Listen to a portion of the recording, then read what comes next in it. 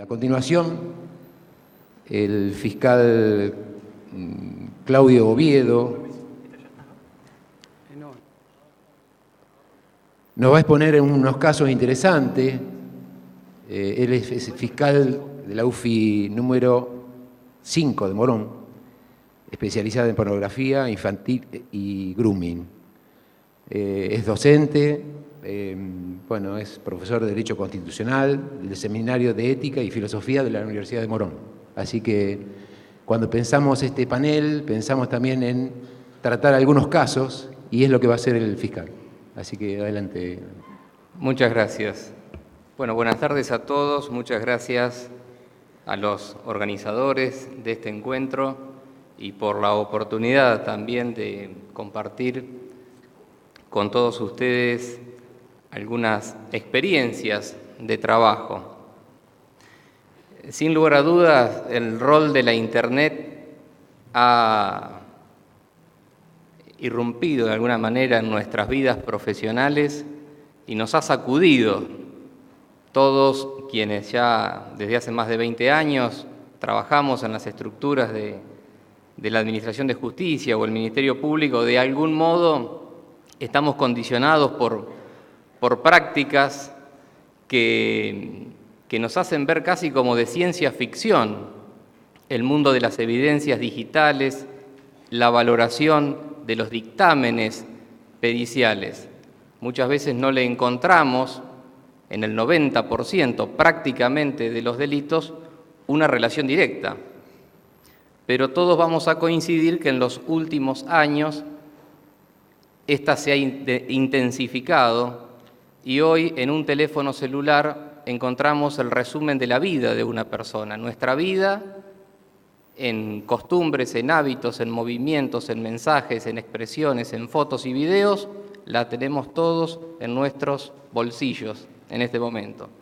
Cuando en el año 2015 fuimos convocados un grupo de fiscales referentes en cada departamento judicial para conocer en casos vinculados con la pornografía infantil el modo novedoso en aquel momento en que accedíamos a la prueba, realmente nos llamaba la atención.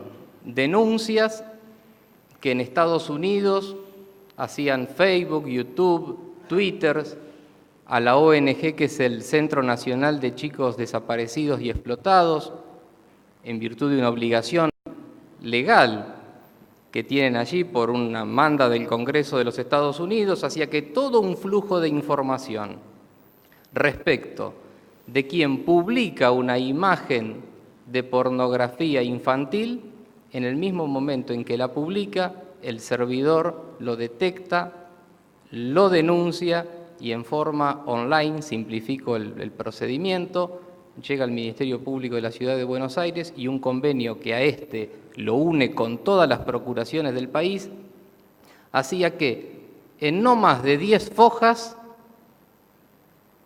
algo que en la cultura judicial, digamos, es una indigente investigación, pero en no más de 10 fojas teníamos un cúmulo de datos que nos sorprendía. La imagen publicada, el lugar exacto desde donde había sido publicado, el nombre del usuario que lo había publicado, sea que después se determine que sea falso o no, pero en definitiva el nombre, la red social por la cual lo había formulado y su número de teléfono con el cual había asociado a la apertura de esa cuenta y su número de correo electrónico. Es decir, información que si por el modo tradicional hubiésemos tenido que recabarla para en algún momento probar un caso de publicación de pornografía infantil, nos hubiese demandado mucho más que 10 fojas y mucho tiempo. Pero el primer objetivo de la investigación no está dado solamente en esta temática que puede ser la publicación de una imagen. El tipo penal incluye varios supuestos y entre los que destaca es uno que tiene que ver con la producción de esa imagen, de menores de edad dedicados a actividades sexuales explícitas. Y después la ley también impone otro supuesto, que es el de la tenencia con fines de publicación de esas imágenes. De manera que ese primer reporte era el disparador de una serie de medidas que hay que tratar de hacer y que hemos escuchado a muchos peritos que nos han hablado de la informática, de aspectos novedosos desde el punto de vista tecnológico, pero todo eso nosotros sabemos que lo tenemos que traducir en el expediente, lo tenemos que traducir como prueba legal para lograr, si corresponde, la sanción correspondiente del imputado. Para hacerlo, me pareció, por el tiempo que dedicaba, investigar cada uno de los domicilios, tratar de buscar datos que a su vez en el terreno, en lo real y en lo concreto nos permitan avanzar, seleccionar una fuerza de seguridad. Lo hice con la Delegación de Policía Federal de Morón, esto que hoy mucho he escuchado con agrado, vinculado al llamarse, hablar, proponer mesas de trabajo, reuniones de líneas de investigación posibles. Bueno, son las que realizamos con la Delegación de Policía Federal porque ciertamente el cúmulo de reportes era muy grande. Y detrás de cada caso no solamente se podía encontrar quien publica una imagen, sino, como dije, si no las produce en ese domicilio y si la víctima de esa producción y publicación es una menor que esté viviendo en esa vivienda, en esa propiedad. El primer obstáculo que nos pareció importante con el grupo de fiscales que integran la Fiscalía número 5, que es donde trabajo, fue que todos los reportes venían en inglés. Y si queríamos asegurar el debido proceso legal y el debido contralor de la prueba, lo mínimo que teníamos que hacer era asegurar la traducción absoluta, que eso es algo que en la medida que vamos ingresando en el conocimiento del mundo científico, vemos cómo la mayoría de las producciones o textos o manuales son en este idioma. Y para incorporarlo al proceso no tenemos que dar por sentado aquello que podemos o no conocer limitadamente.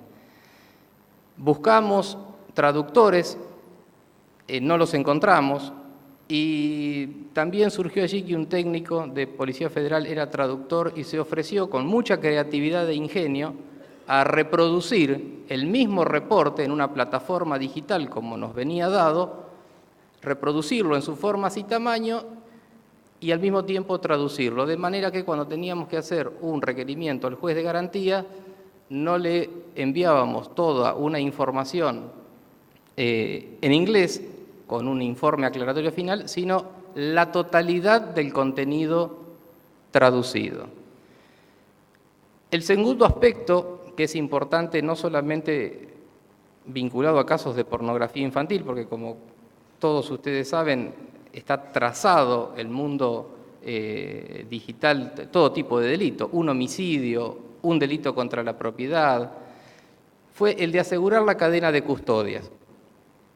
Muchas veces los contenidos, los aspectos débiles que pueden presentar o no los de la investigación criminal, está en que la prueba puede ser contundente y su aspecto débil está dado en la cadena de custodia que pudo haber tenido, correcta o incorrecta. Bueno, están los modelos propuestos oficialmente por la Procuración, que nosotros asegurábamos con la presencia de funcionarios también del Ministerio Público y también de la Policía Judicial, que esto lo hemos coordinado permanentemente con el doctor Lombardo, con Eleonora Wenja, que es nuestra referente en ese sentido, asegurar la presencia de funcionarios judiciales, ¿para qué? En el lugar del hecho. Primero, para asegurar la cadena de custodia, y que esa cadena de custodia, con el bien incautado, tenga las menos manos posibles que intervengan y que pase por la menor cantidad de oficinas públicas hasta llegar al lugar definitivo, que es en el gabinete de informática, donde, bueno, Dyer ha hecho muchas pericias con los demás especialistas.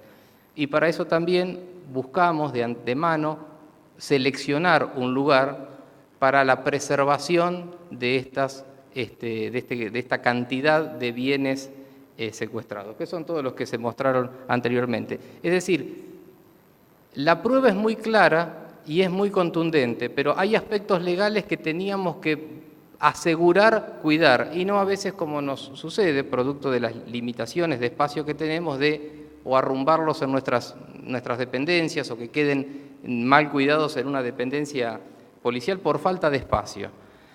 Bueno, se buscó ese fin. Trato de avanzar para ser breve. ¿Cuál fue el resultado de todo esto que nos planteaba a modo de introducción Moguana? En muchos casos, además de haber probado la publicación, es decir, haber llegado al domicilio con la certeza de que estamos en la misma escena del crimen, a través de la identificación que nos viene dada, que es la IP, es la escena del crimen. En términos de publicación de pornografía infantil, el otorgamiento del IP supone la escena del crimen y como tal nos ubica en un lugar valioso, por ejemplo, para cotejar entre los videos e imágenes publicadas si es allí o no donde se lo publicó. Que allí tiene que ver el trabajo de campo y de observación y de relevamiento que en muchos casos pudimos comprobar que haya sido el lugar. Pero lo que entiendo tiene más valor para tornar concreto y efectivo el trabajo realizado es el hallazgo pericial en los elementos incautados. En 3 casos donde inicialmente el motivo del registro del domicilio fue para buscar prueba vinculada con la publicación de la pornografía infantil, se descubrió en los archivos con las pericias enorme cantidad de material que había sido borrado con archivos de pornografía infantil y en otros que no había sido borrado y como tal estaba. Pero no solamente eso, sino que también se descubrió la existencia del ARES, que como decía recién aquí nuestro perito, la existencia de ARES como elemento en la difusión de imágenes es vital para acreditar la publicación de cualquier publicación. Hubo casos de 3.800 imágenes borradas, y cuando digo imágenes borradas de pornografía infantil, hagamos la comparación con cualquier otro delito que podamos querer probar. Eso nos permitió, el resultado de la pericia, armar un posible perfil de la persona para luego ordenar pericias psiquiátricas y psicológicas. Cuando esa persona fue condenada, además de lograrse ampliar la imputación por haber publicado imágenes que tenía de pornografía infantil, entre las reglas de conducta se les impusieron además la que realice tratamientos psiquiátricos y psicológicos. Hubo casos también donde se descubrió la existencia de imágenes pornográficas de menores de edad, pero no que tuvieran el programa ARES, con lo cual esas imágenes quedaron dentro de lo que, al menos por el momento y hasta que no se sancione una ley al respecto, son imágenes que están dentro de la esfera de intimidad y custodia de la persona, que en otros lugares del mundo constituyen delito y en nuestro país lo son si están con fines inequívocos de distribución. Es decir, el resultado de las pericias nos permitió, en casos, constatar la existencia y el fin de publicación, y en otros, constatar la existencia y que no tenía otro fin más de publicación. Bueno, quiero ajustarme aquí a la indicación que me han dado, así que les agradezco a todos por la atención.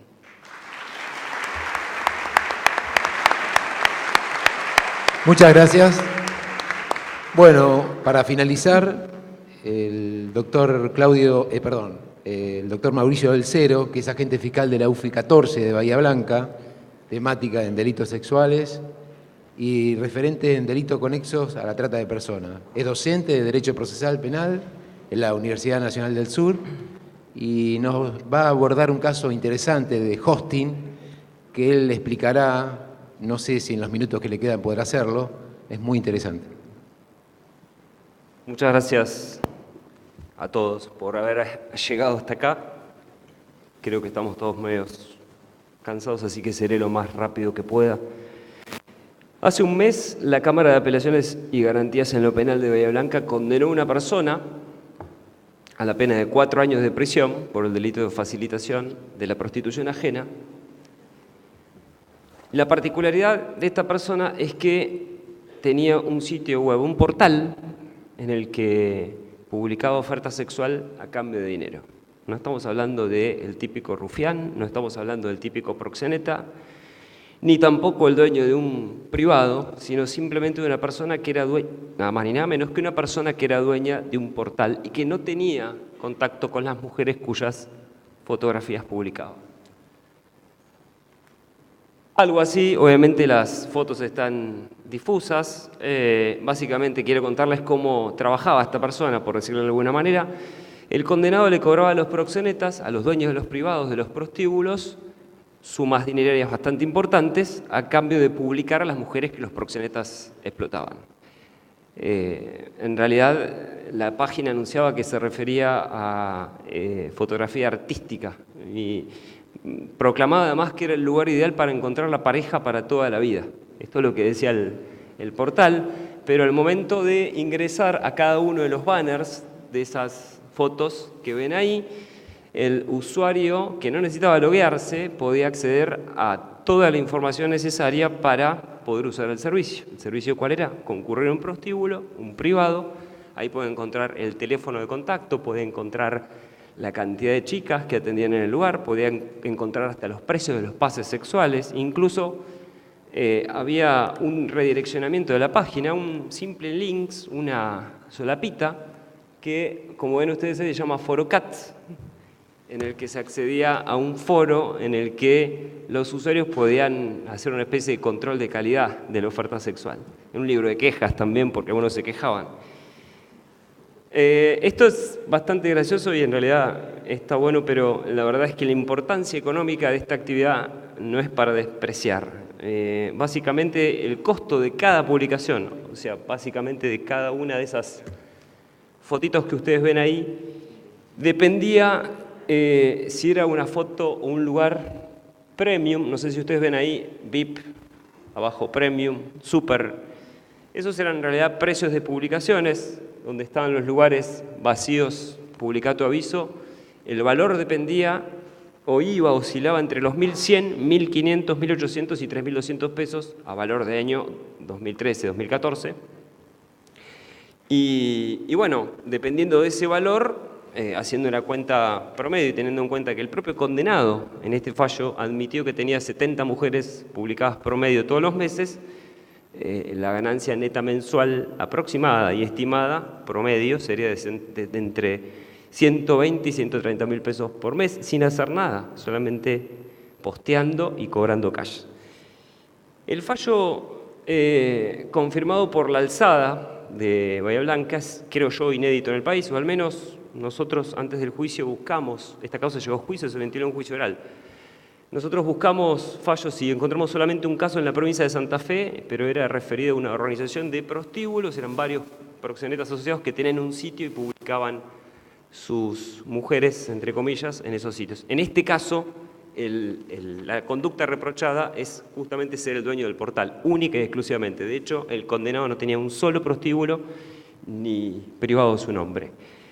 La causa la iniciamos en el año 2014, de oficio, lo hicimos por cuenta propia, cuando allanamos un privado y notamos que el dueño de ese privado les exigía a las mujeres que explotaba que posen y se saquen fotografías, porque si no, no podían trabajar más en ese lugar. Esa era la condición para poder seguir ahí. Las mujeres que entrevistamos están indignadas, están muy enfadadas, pero no solamente por el nivel de exposición que esto les implicaba, eran de Bahía Blanca, tenían familias, quedaban de alguna manera expuestas, aunque con sus rostros difusos también implicaba un nivel de exposición, pero lo que más les molestaba era que tenían que pagar alrededor de 1.100 o 1.500 o 3.000 pesos por publicación, dependiendo de los caprichos publicitarios del proxeneta. O sea, eso era una condición impuesta. Y voy a confesarles que al principio iniciamos esta causa porque nos pareció tener una oportunidad imperdible para acceder a un montón de información. Piensen que, en realidad, había sitios donde se publicaban directamente, por ejemplo, cuando dice únicas, directamente el privado, con todos los datos, teléfonos a intervenir, cantidad de mujeres explotadas, precios, horarios, direcciones. Entonces, esta fue la oportunidad que tuvimos, inmejorable, para poder iniciar un montón de causas derivadas de esta página web. Ahora, esa estrategia nos dio buenos resultados porque ya llevamos 4 condenas firmes, además de 2 más elevadas a juicio. En una de esas 2 elevadas a juicios detectamos prostitución infantil y una tercera más de una persona que tiene pedido de captura. Bahía Love, que es como se llamaba esta página, fue entonces la hoja de ruta que nos permitió allanar en 7 casos, allanar y detener. Nos dejamos el sitio para lo último, para el final, nos quedaba el 7º prostíbulo, y entonces pasó lo que no esperábamos, y es que el dueño se dio cuenta que estaba siendo investigado. Y cuando se dio cuenta que se estaba siendo investigado, y no fue porque íbamos cerrando las distintas casitas de cita, sino porque una mujer en el último allanamiento le avisó que la policía estaba preguntando mucho por su página, a partir de ahí eliminó la cuenta, eliminó el sitio web. Primero intentó venderlo, pero bueno, lo eliminó, y también hizo desaparecer los dispositivos. Aquí donde en definitiva quería llegar. La verdad es que perdimos prueba porque al momento que allanamos su domicilio los dispositivos no estaban, y además no estaba más vigente la página web. Ahora, fue demasiado tarde para el dueño, y la pregunta es ¿por qué fue demasiado tarde? Porque en realidad la información de su delito estaba en otro lugar y no en los dispositivos. Uno tiende a confiarse o a concentrarse, y está muy bien que así sea, en los dispositivos. No está mal tratar de secuestrar dispositivos como evidencia física, luego vendrá la certificación de la evidencia forense y está perfecto, pero uno no puede concentrarse solamente, al menos cuando investiga delitos cometidos a través de páginas web, en únicamente los dispositivos, porque algo puede fallar. Y ahora les voy a contar dónde está la evidencia y dónde está el centro de la evidencia física. La primera cuestión que debimos responder es cómo identificar al dueño, al verdadero dueño, y ahora esto tiene algunas complejidades, y la segunda es cómo poder acreditarlo. La segunda pregunta que nos hicimos es cómo obtener la prueba física, más allá de las simples capturas de pantalla. Sí, teníamos un montón de capturas de pantalla certificadas por el instructor, pero no teníamos ninguna evidencia física en cuanto a que las publicaciones efectivamente ocurrieron, se hicieron y los usuarios usufructuaron esas publicaciones. Y la tercera pregunta que tratamos de responder: ¿cómo probar los pagos que se le hacen al dueño? Esa era la clave. Y entonces, yendo a la primera cuestión, a la cuestión primaria de todas, que es la relativa a saber si era el dueño, hay que distinguir aquí entre dueño y administrador, porque el dueño puede no ser el administrador, pueden ser el mismo o pueden ser distintos, y entonces hay que diferenciar un problema de autoría y participación. En segundo lugar, además esto tiene otra cuestión que se vincula a que al registrar un dominio, yo puedo declarar que soy Claudio, y el dominio no tiene un procedimiento eficiente para acreditar que la persona, para comprobar la identidad de la persona. Es decir, el sistema en principio se fía por una serie de datos que uno le aporta y no hay procedimientos de comprobación. O al menos esto era así al momento que se registró esta página, Bahía Love. Ahora, hay algunos mecanismos de chequeo de la información, pero tampoco son mecanismos fiables de comprobación.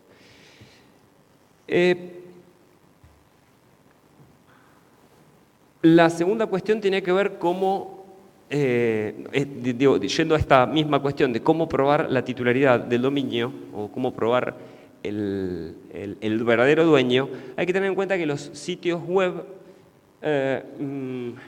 por ejemplo, portal, quiero ir a una proyección, el portal puede aparecer a nombre de alguien que vamos a llamar titular por defecto. ¿Quién es el titular por defecto?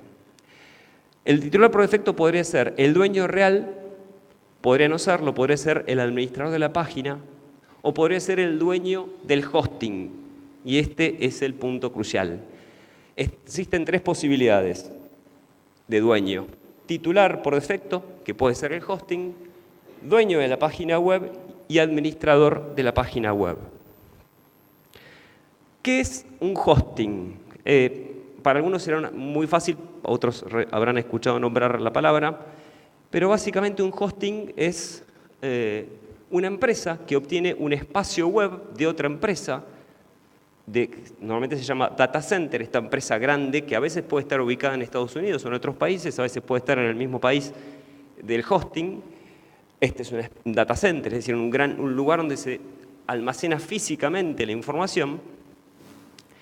Y el web hosting, por analogía, se puede entender como las distintas habitaciones de un hotel, donde cada página serían las habitaciones de ese hotel. O, si lo quieren ver de una manera más fácil, un armario donde cada carpeta es una página web de cada cliente, usuario o locatario. Los que desean tener su alojamiento en ese dominio, entonces contratan una locación, un espacio físico en ese dominio y el hosting le brinda ese alojamiento. En el caso puntual de la página Bahía Love, había sido el sitio alojado en la ciudad de Blanca. Ahora vamos a ver qué problema tiene si no lo estuviese o estuviese en otro lugar. Este dueño del hosting, que no era el dueño de la página, luego se convirtió en testigo estrella porque logró demostrar, el dueño del hosting, que él no conocía la información que se alojaba en su propio hosting. Tenía muchos clientes, entre los cuales estaba una de esas carpetas estaba en una de esas carpetas estaba almacenada la página, y además demostró que la administración de la página estaba en manos exclusivas del dueño, la persona que fue condenada. Y finalmente aportó la evidencia física a la que quería llegar, la evidencia clave, el backups del sitio que se obtiene única y exclusivamente del hosting. No hay forma de obtener evidencia física si no es de los equipos del verdadero dueño de la página, si no es a través del hosting. También podríamos haber optado para ubicar al dueño por lo que se llama el número de IP. El número de IP del que nos habló Dasher, algo nos habló Claudio. El número de IP, como explicó Dasher, puede ser dinámico o fijo. En realidad, la mayoría de las IP son dinámicas y se van asignando automáticamente. Estoy quedando.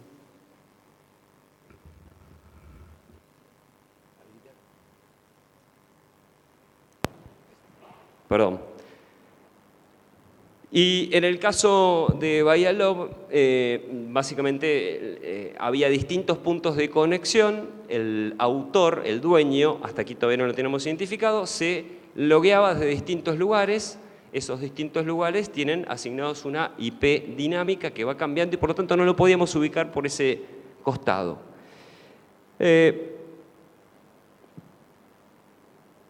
La cuestión más importante fue entonces no confiarnos en ubicar los dispositivos, como de hecho sucedió, el dueño hizo desaparecer los dispositivos y el sitio web. Esto puede tener muchos riesgos cuando uno se fía únicamente de esta cuestión de ubicar los dispositivos móviles o fijos desde los cuales se conectaba al sitio. Pero además podría haber hecho otras cosas el dueño. Podría, por ejemplo, haber establecido un procedimiento de encriptación en caso de un allanamiento o una tecla delete con la cual eliminar toda la prueba.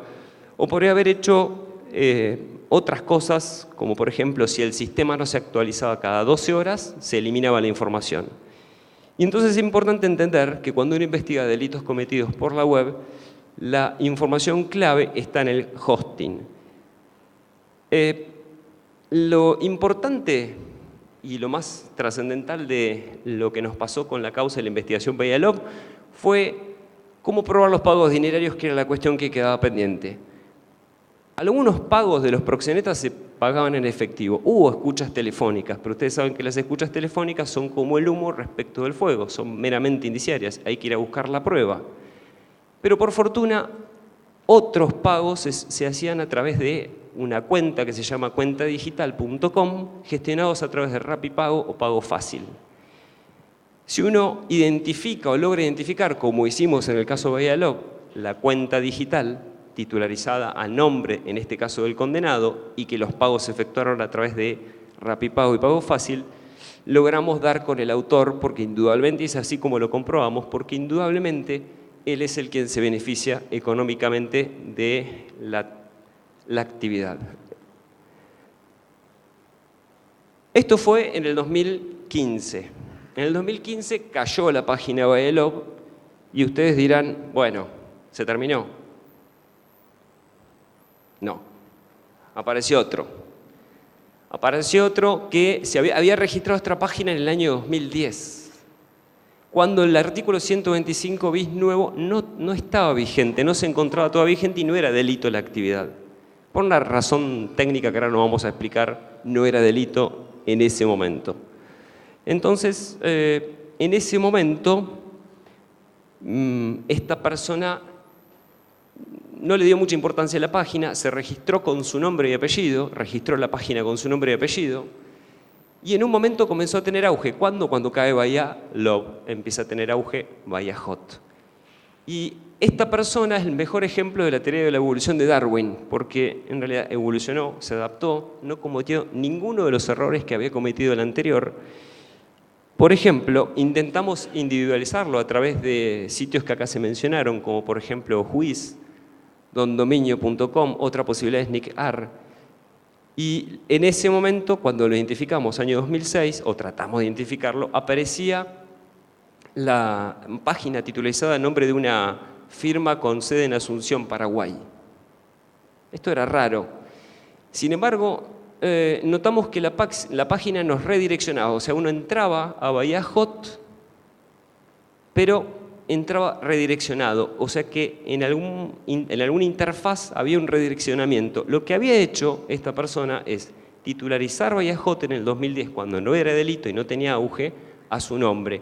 Cuando comenzó a tener auge y se enteró que el anterior dueño estaba detenido y que esto era delito, hizo un redireccionamiento y cambió la extensión de la página. Primero era bahiahot.com.ar, eliminó el AR y la redireccionó para otro lugar. Y es por eso que cuando uno colocaba en Whois, dondominio.com o NickAr, el nombre de la página salía a nombre de una empresa de fantasía que no era él. Si eliminaba el AR, no sé si se entiende esta cuestión, si uno eliminaba el AR, aparecía el titular con nombre y apellido. Otra cosa en la que evolucionó es que no alojó el servidor en Bahía Blanca, lo alojó en la provincia de Santa Fe, es decir, lo alejó. Y este nuevo personaje también usaba un teléfono de contacto como el anterior, innovó en muchas cosas, fíjense la ironía de ponernos a la trata, la manito y 100% independientes. Innovó en un montón de cosas, por ejemplo, cuando nosotros tratábamos de comunicarnos al teléfono que puso como teléfono de contacto, no contestaba las llamadas, de hecho estuve intervenido un mes, no contestó un solo mensaje de texto ni tampoco ninguna llamada, solamente recibía mensajes que no contestaba. Uno puede presumir que usaba WhatsApp. Pero lo importante es, miren, después de todo un largo proceso de investigación, y yo quiero terminar, porque me quedan 2 minutos, ¿no? En este caso sí se secuestraron los equipos. De hecho, hoy se están haciendo las pericias para ver si se encuentran evidencias o rastros de conexión del autor a la página, de la persona que hoy está con prisión preventiva y la causa próxima a elevarse a juicio. Falta esta pericia nada más. No me preocupa el resultado. No es una por supuesto que sumará mucho si encontramos vestigios o rastros de conexión a la página dentro de los equipos que secuestramos. Pero la información, una vez más, está en el hosting. El hosting es la evidencia mínima, en estos casos, física y tangible que uno debe relevar para poder llevarla a juicio y poder convencer además al juez que las publicaciones se efectuaron a través de ese sitio. En ese sitio, en el hosting, uno va a encontrar la foto del día a día de cada una de las publicaciones y no hay otro lugar donde eso pueda relevarse, ni siquiera en los equipos. Otra cuestión que nos definió en este caso para atribuir el hecho a quien hoy por hoy está con prisión preventiva es que, al igual que el anterior, había pagos digitales, en este caso se utilizaba Mercado Pago. Es decir, los pagos se efectuaban a través de Mercado Pago con una particularidad. Las confirmaciones de los pagos se hacían a través de la misma página web en una cuenta digital asignado por el mismo hosting. ¿Qué sucede? Cuando uno hace el backup del hosting, al que hay que llegar a través de una orden de allanamiento, porque no sabemos si el dueño del hosting es autor, partícipe o tiene algún grado de vinculación con el dueño de la página, uno accede a lo que se denomina panel de control de la página. En el panel de control de la página están los correos electrónicos que recibe el dueño de la página. En esos correos electrónicos, Mercado Pago le comunicaba al dueño, que se hacía llamar Ramiro, que no era el verdadero nombre: Ramiro, tus depósitos se han efectuado en el Banco Santander Río y Banco Hipotecario. Cuando fuimos a averiguar a nombre de quién estaban, pues estaban los números de cuenta, esas cuentas, surgió sin dudas el nombre del imputado. Y finalmente, para cerrar esta cuestión, al margen del resultado que den las pericias, en los teléfonos de las mujeres explotadas, porque Bahía Hot también fue la hoja de ruta como Bahía Love para allanar 4 o 5 prostíbulos, ahora no me acuerdo exactamente cuántos, pero este nuevo personaje estaba agendado en los teléfonos de las mujeres explotadas. La verdad es que no logramos secuestrar el teléfono porque es un misterio, no encontramos el teléfono nunca en ningún allanamiento. Ahora, lo que fue bastante llamativo es que ese mismo número de teléfono había sido utilizado por el acusado para publicar un fondo de comercio a su nombre. Y voy cerrando. Como enseñanza, saco 3 conclusiones. Una es un aprendizaje de adaptación recíproca, es decir, nosotros también debemos adaptarnos a el que delinque porque va innovando.